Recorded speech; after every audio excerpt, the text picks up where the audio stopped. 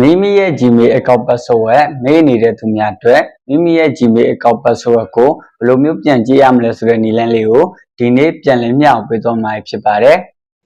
ပထမဆုံးမိမိဖုန်းထဲမှာရှိတဲ့ Gmail ဆိုတဲ့ဒီ software လေးတွေဝင်ပေးလိုက်မယ်ပြီးရင်ကျွန်တော်တို့ဒီအပေါ်ဆုံးတောင်းဒီနေရာလေးတစ်ချက်နှိပ်ပေးလိုက်မယ်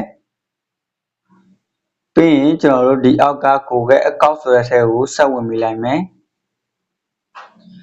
ဒီနေရာရောက်လာရင်ကျွန်တော်ဘေးလေးကိုနည်းနည်းဆွဲမယ်ဒီနေရာက security ဆိုတဲ့ထဲကိုတစ်ချက်ဆက်ဝင်ပေးလိုက်မယ်ဒီနေရာရောက်လာရင်ကျွန်တော်အပေါ်လေးကိုနည်းနည်းဆွဲတင်ပေးလိုက်မယ်ဒီအောက်ကကျွန်တော် password manager ဆိုတဲ့ထဲကိုတစ်ချက်ဝင်ပေးလိုက်မယ်ပြီးရင်ကျွန်တော်ဒီအောက်က google.com ဆိုတဲ့ထဲကိုဝင်ပေးလိုက်မယ်ဒီနေရာမှာမိမိဖုန်းမှန်မြေမှာခတ်ထားတဲ့ log ထည့်ပေးရမယ်ပေါ့နော်ကျွန်တော်လက်ပွင့်နဲ့ခတ်ထားရင်လက်ပွေးထည့်ပေးလိုက်မယ်